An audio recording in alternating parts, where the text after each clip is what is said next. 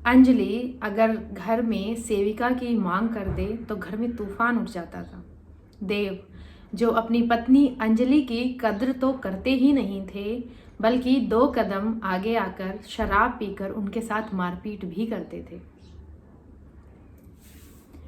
नमस्कार, स्वागत है आपका आपके अपने चैनल पिंड इमोशंस में।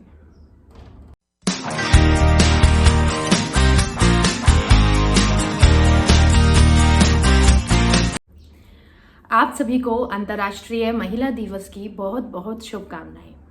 अंतर्राष्ट्रीय महिला दिवस अधूरा है जब तक कि महिलाएं पुरुषों को साथ लेकर और पुरुष महिलाओं को साथ लेकर ना चले। नारीवाद की इस दौड़ में हम देख रहे हैं कि जहां महिलाएं आगे आकर अपने आप को सिद्ध कर रही है, वहीं कुछ महिलाएं जिन्हें मौका मिला है आगे आने का, वो ऐसे कृत्य कर रही हैं पुरुषों के साथ अन्याय करके कि जो अपने साथ 200 महिलाओं को लेकर आगे बढ़ सकती थी, वहीं अपने साथ 200 महिलाओं को पीछे कर रही है। क्योंकि एक गलत महिला के कृत्य की कहानी 200 महिलाओं पर गढ़ी जाती है, लेकिन एक सही महिला के कृत्य की कहानी किसी पर नहीं गढ़ी जाती। समाज का और हमारा ये दुर्भाग्य है। तो इसका समाधान यही है कि हम क्यों ना स्त्री और पुरुष को साथ लेकर चलें।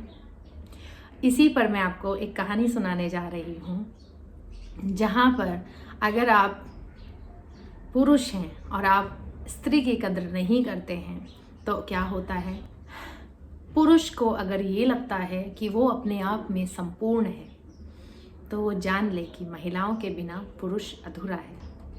महिलाओं को भी अगर ये लगता है कि वो अपने आप में संपूर्ण है, तो वो भी जान ले कि आप भी पुरुष के बिना अधूरी है। देव, जिन्हें लगता था कि उनकी पत्नी अंजलि उनके लायक नहीं है क्योंकि वो बेहद पढ़े लिखे और सभ्य परिवार से थे, जबकि अंजलि ना ही ज़्यादा पढ़ी लिखी थी और थोड़े गरीब परिवार से थी, और गरीबी तो सभ्यता मानी ही नहीं जाती। अंजलि देव की पत्नी, जिसका समय बीत रहा था अपने पति की सेवा करने में, अपने सास ससुर की सेवा करने में और अपने बच्चों को पालने, कभी अपने लिए सोचने की फुर्सत ही नहीं। सभी को खुश करने की एक अंधी दौड़ में शामिल थी अंजलि। अंजलि के मायके वाले उसे समझाते थे कि अपना और अपने स्वास्थ्य का भी ध्यान रखो, लेकिन वो नहीं सुनती थी। अंजलि अपनी सफाई में कहती थी कि समय ही कहाँ है अपना ध्यान रखने के लिए। कभी एक बच्चे को पनीर खाना है तो दूसरे बच्चे को दाल खानी है। सासू माँ भी इतनी महान कि अगर एक बच्चे की भी फरमाइश पूरी ना हुई तो घर में बवंडर। पानी का एक गिलास लेकर ना पिए और घर में मन करे तो 10-10 बार झाड़ू पोछा लगवा दे।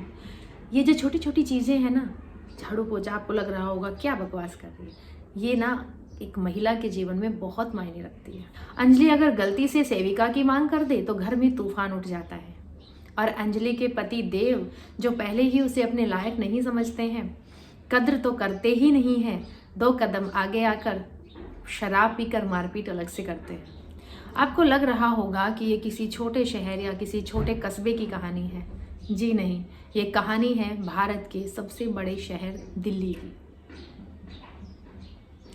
अंजलि की माँ नहीं थी, इसलिए वो ज़्यादा पढ़ लिख नहीं पाई, और उसके पास मायके की तरफ से ज़्यादा विकल्प भी नहीं थे, इसलिए बस बर्दाश्त कर रही थी और किसी तरीके से गृहस्थी की गाड़ी आगे बढ़ा रही थी। एक बार की बात है, अंजलि का छोटा सा ऑपरेशन हुआ। 2 दिन के ऑपरेशन के बाद, 2 दिन हॉस्पिटल में रहने के बाद डॉक्टर ने उसको कहा कि 15 दिन तक बिस्तर से नहीं हिलना है, लेकिन अंजलि ने जिद की कि उसे घर जाना है, क्योंकि वो कभी घर से बाहर निकली ही नहीं थी, तो वो वहाँ पे असहज हो रही थी। घर पहुँच गई 2 दिन के अंदर। इधर देव को फिक्र हुई, पहली बार उसने अंजलि को असहाय देखा और उसे लगा पता नहीं क्यों, लेकिन उसके मन में एक अनहोनी का डर था, इसलिए वो अंजलि का बहुत ख्याल रख रहा था। अंजलि को घर लेकर आते ही देव खुद चाय बनाकर लाए। अंजलि ये देखकर हैरान थी। तब देव ने कहा कि पता नहीं क्यों बहुत डर लग रहा है, किसी अनहोनी का सोचकर मन बेचैन हो रहा है। आज तक मैंने तुम्हारे लिए ये डर महसूस नहीं किया। मुझे लगता है कि मैं तुम्हारे बिना अधूरा हूँ, प्लीज़ मुझे छोड़कर कभी मत जाना। अंजलि ने देव को तसल्ली देते हुए कहा, चिंता मत करो, तुम्हें छोड़कर कहीं नहीं जाऊंगी, तुम्हारे ही पास रहूंगी। देव ऑफिस के लिए निकल गए, अंजलि को बिस्तर से ना उठने की सलाह देकर। देव के जाते ही अंजलि उठ गई। मूर्ख थी। झाड़ू पोछा बर्तन सासू माँ की चाय बच्चों का खाना सब दिखा, केवल अपनी सेहत नहीं दिखी। सासू माँ ने फॉर्मेलिटी के लिए मना तो किया कि मत उठो, लेकिन जोर देकर नहीं कहा। खुद की बेटी होती तो अंजलि ने सारा काम निपटाया और लेट गई। थोड़ी देर बाद जब सासू माँ अंजलि के कमरे में आई तो देखा खून में लथपथ पड़ी थी अंजलि।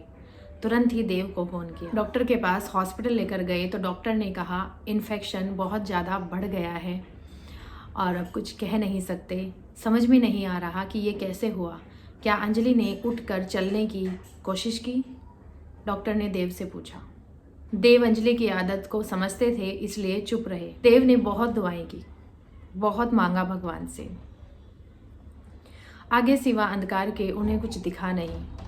कहाँ एक छोटा सा ऑपरेशन था और कहाँ बात इतनी ज़्यादा बढ़ गई। हॉस्पिटल में दूसरे दिन अंजलि ने आंखें खोली, देव को देखा, अपने बच्चे को देखा और हमेशा के लिए सो गई।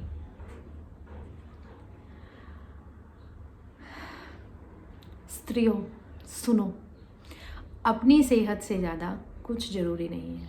अंजलि ने केवल 15 दिन घर के कामों को नज़रअंदाज कर दिया होता, अपनी अच्छी छवि बनाने को नज़रअंदाज कर दिया होता तो कहानी कुछ और ही होती। देव रोए, बिखर गए, टूट गए। लोग जब दूसरी शादी की सलाह देने लगे तो देव ने कहा जब एक शादी की कदर नहीं की तो दूसरी की कैसे करूँगा? नहीं, अब मैं दूसरी शादी नहीं करूँगा। यही तो है हमारा समाज, एक गई दूसरी ले आओ। यही तो चला आ रहा सदियों से। अब देव को बच्चों को पालना था, माँ और बाप दोनों बनकर। आज अंजलि को गए 4 साल हो गए। देव संभल गए हैं, बदल भी बहुत गए हैं। रसोई में कभी पानी का गिलास लेकर नहीं पिया था, आज पूरा का पूरा खाना पका देते हैं। खाने के साथ एक्सपेरिमेंट भी करते हैं बच्चों की खुशी के लिए। सेविका कोई भी आती है 15 दिन से ज़्यादा टिक नहीं पाती है, क्योंकि सासू माँ और बच्चों की आदत ऐसी है कि कोई नहीं सह पाता। देव याद करके रोते हैं कि कैसे अंजलि सब संभाल लेती थी, कैसे अंजलि बच्चों को डांट कर सुधारने की सलाह देती थी और देव नज़रअंदाज कर देते थे।